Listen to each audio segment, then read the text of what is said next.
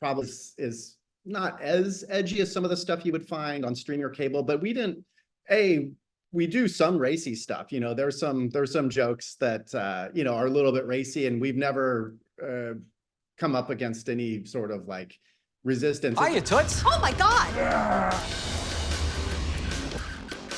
The first thing that I want to ask you from season 1, how difficult was to adapt the original British series to America in keeping your own style? So, I mean, look, it was really fun to do because, when they sent us the English original show, I immediately became just a huge fan of it. I watched the first episode and was like, I'm in. This is so fun and such a great premise and such a great way to, an organic way to populate a show and a house with people from many different backgrounds and time periods and points of view and whatnot.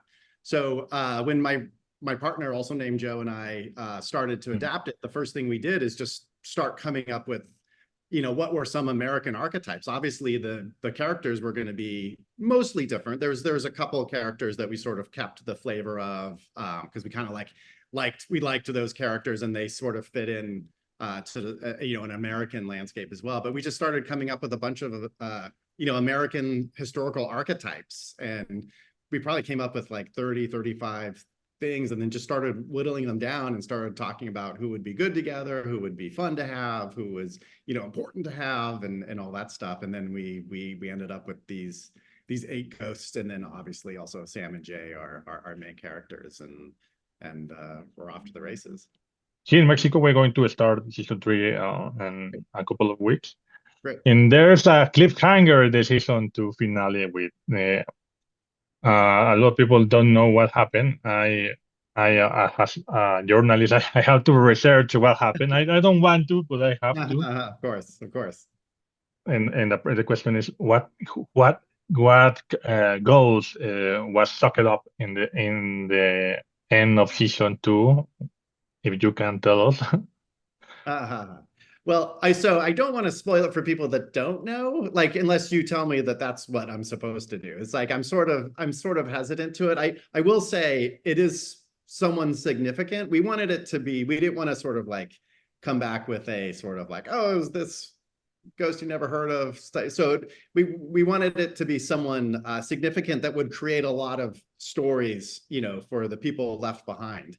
And, I will say, not without any spoilers, that sort of like, people who may sort of be kind of like upset or shocked, keep watching. There's a lot of twists and turns in season 3. So some things that seem to be aren't, and there's like I say, there's a lot of twists, and I'm very proud of the season that we did. I think we sort of like told a nice, satisfying story, but there's more to it than may be evident in the first couple episodes. How do you make to keep this classic tone? No, not like in modern series. You have another kind of jokes or another kind of structure and rhythm. How do you do to keep the classic tone in the series?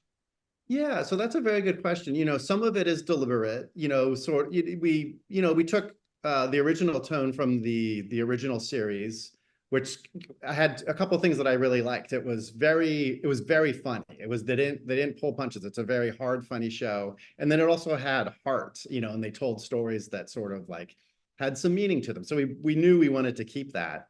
The other stuff, sometimes it's practical. Since we are a network show, we only have 21 and a half minutes to tell a story, and we have 10 characters. So I think a lot of that dictates, the storytelling.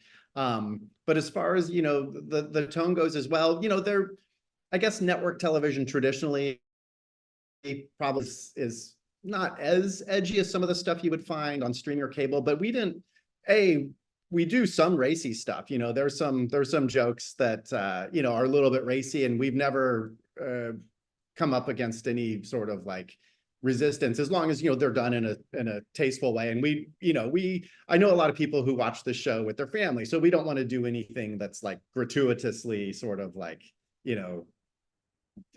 gross or too sexual or anything like that. But we do like to, make, some jokes that sort of veer off in that area. And I think it's just sort of like, me and the other Joe and all the writers kind of use our own internal sort of like, okay, if something feels too far or not, it's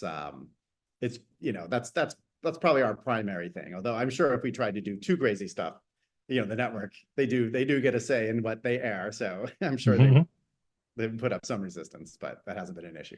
Ghost, nueva temporada. Estreno 12 de junio.